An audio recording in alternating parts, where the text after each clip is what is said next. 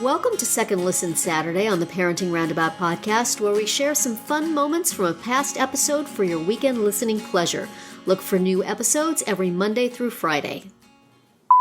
Today we're talking about things we shouldn't be talking about. Because this is what happened to me. I was chatting with a friend, and she just straight up asked me what my daughter's ACT score was. And I was so caught off guard and shocked by this question that I answered it, and I really felt terrible afterwards because, you know, that was none of her business. Right. And I should have just said, all I had to do was say, like, oh, I don't think she would want me to talk about it. You know? Yeah. And I would have it's so gotten easy. out of it. But when you think of it it's so a minute easy, later. Right.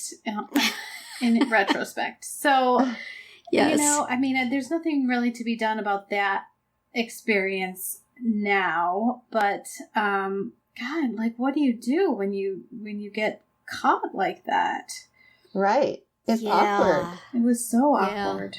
This is a situation that one finds oneself in frequently when one has adopted children with special needs, because people feel entitled to the story. Yeah. What happened to their real mom? Or what's wrong with him? Or, and, you know, and it's like part of my brain is saying none of your business, while the other part is saying, well, we adopted them this day from this, and this is the situation. So why am I telling people this? It's none of their business. It's violating my children's privacy. But we have like no social construct for none of your darn business.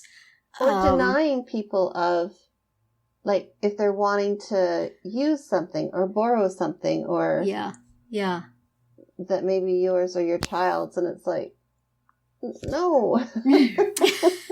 Yes. Yeah, it's like we want our children to learn how to share, but there's some things that it's not appropriate to share, either information or items that belong to you. Yeah. But you kind of, it's hard to know how to make that decision in real time. Right. And then explain it to yourself and to your loved ones later. Yeah. You don't want to seem selfish, but on the other hand, you don't have to let people borrow everything. Right. You don't have things that are special but then to how you. do you say that? And how do you remember what to say in that moment? Like Catherine said, I'd be totally off guard. I'd be like, I can't really remember. Yeah. I would probably like be in some awkward lie or something. Because nobody teaches you how to do that. No. Professing stupidity is always a good way to go. You know, I don't remember. I don't know. Oh, I don't know. Oh, we never really knew that. I really don't know. I am. And then people just think you're dim and not dishonest. And it's fine with you because you got out of it. Tell you, more and more, I don't remember is the truth. So people will buy it. Yeah. But it's terrible. And I've said things in front of my children that I wish I could take back. I don't know if it bothers them or not, but it bothers me that they were standing right there when I was saying things. And but then did you immediately go back and apologize to your daughter for having divulged that sensitive information, Catherine? No. Or is she going to be finding out about it if she ever hears this podcast? Well, she's in South America right now, so I think we're good. And there you go. No, I didn't want to confess, and maybe she wouldn't care, I mean, she's amongst her friends, of course, they're all swapping this information. So I don't know. And I talked about she was going to take it again and get a better score.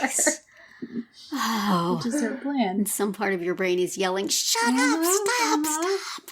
While another and the part words just keep tumbling out. Another part is yelling, I can't believe you just said that.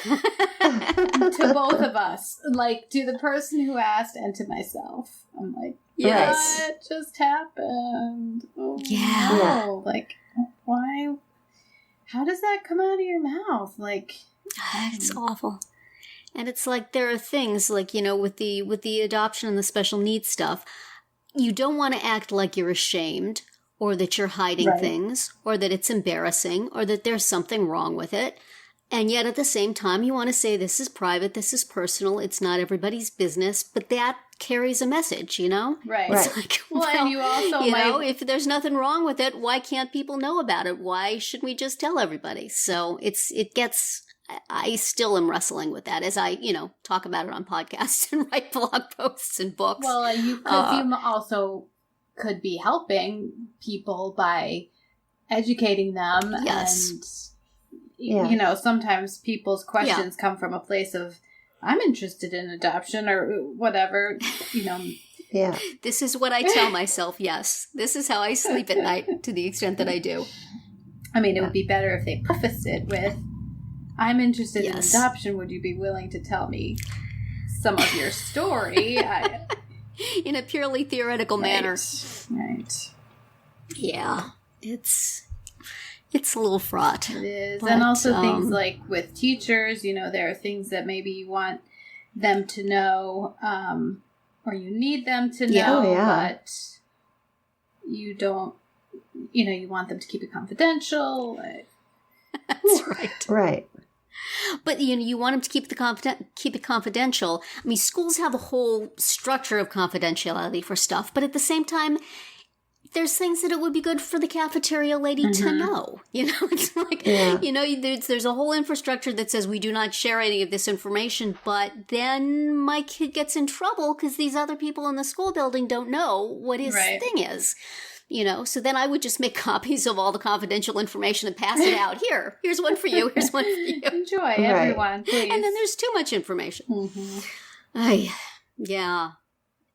also have, not on that particular situation about private information, but when you're having a conversation and you have that sort of pathological need to fill a conversational void, and so you're just casting around your brain for stuff, and you put something out there, and then you think, well, that wasn't a good thing to put out there. Can I have that back? Can we rewind time? Why did I feel the need to even come up with that tidbit of information? Right. It was just filling a gap. It was just, what can I say? What can I say? What can I say? Right. Oh, yeah, this. So I wasn't even asked. I just offered it. I put it on a plate and passed it over. Even worse, right? Yeah.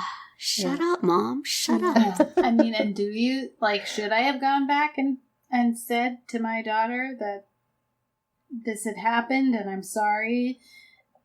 In this case, I feel like she was better just not knowing. Yeah. Yes. Because she doesn't have to think about it or stew about it because she doesn't know what happened. But, maybe I'm just saying that to get myself off the hook. But you're beating it up. You're beating yourself up over it for her. Okay. So it's all good. I feel like we should give our kids coupons to say, good for saying one embarrassing thing about me to your friends or my friends or on the internet. To make up for. There should be some reciprocity. Exactly. Yeah. But maybe they are. We don't know. Maybe we're the talk of Snapchat. It's quite you won't possible. believe what my mom did. Anybody specifically asked me anything of late? I mean, especially with, the whole SAT thing and then Josh writing the MCAT and nobody's really sort of come out. They've tried to allude to things, but I think for the most part, everyone's being pretty respectful of that's, if people want to share, that's great. And if people don't, that's fine too. But are you speaking only of the Canadians of your acquaintance, or is this true of Californians also? I'm talking about my circle of people here in California. Okay. So, yes, they do, they are mindful. Well, good for them. But there is a whole other level of it's not so much scores, but there's definitely a whole other level. And I don't know if Catherine experiences this, but what activities is your child in? What leadership activities do they do? It's all the stuff around it. It's not like a direct, because they know that asking about a direct score is wrong. But they'll try and, what leadership activities are they involved with? And, have they gotten any, award, or not awards, but, like are they, did they start any clubs in school? Are they part of any clubs? Right. So there's all this other kind of sneaky ways around it. I think the people in my world are less straightforward and more devious. Great. Well, there's something to that. Is there some degree that you would like to be able to ask other people what their kids' test scores in, but you're just too well-mannered to, or do you really not care? I don't care, because it doesn't affect me or my kid. Maybe it affects their class rank or something, but that's not their test score. You're not curious as to how it compares to your kids? Maybe a little, but I really feel like it's not relevant. You know what has been irking me though is how come they got into that college and my daughter didn't? Yeah, this is what I'm thinking. That's what irks me. There's got to be some small part. More of. There needs to be some like we're talking about a way to tell other parents what they're doing wrong anonymously, so that they don't have to actually be facing anybody. Some way that you could just find out things without having to actually talk to anybody. A little black market on test scores. Yeah. Find some kid who's good at hacking and slip them some money. Did you find, Nicole, that just the whole college application process, there was a lot of curiosity and questioning and nosiness, I would think. Oh, yeah. Yeah. Yeah. So that's where, nobody asked direct scores, but even it was all kind of alluding to and, was your daughter at the awards banquet last night? Man. Yeah, it's all that kind of stuff. It's not direct. It's just very indirect. And,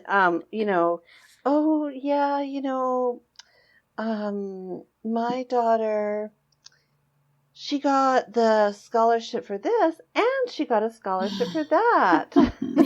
So, my daughter, she had so many awards she couldn't carry the ball. It was such a problem. We had to find other people to tote some of them to the car.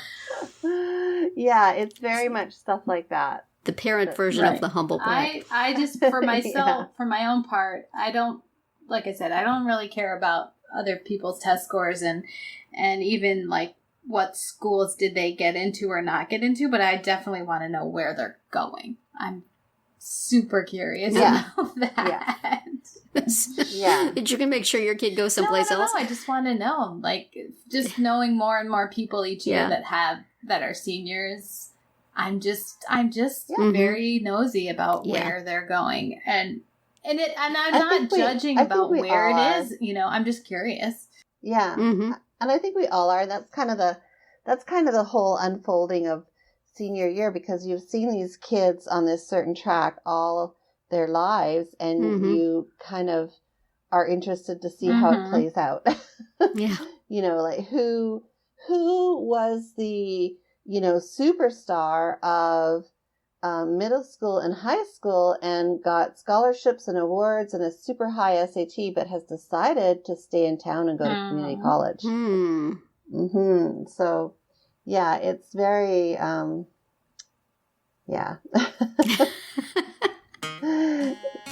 that's kind of the interesting part. It's yeah. How are these things playing out? Right.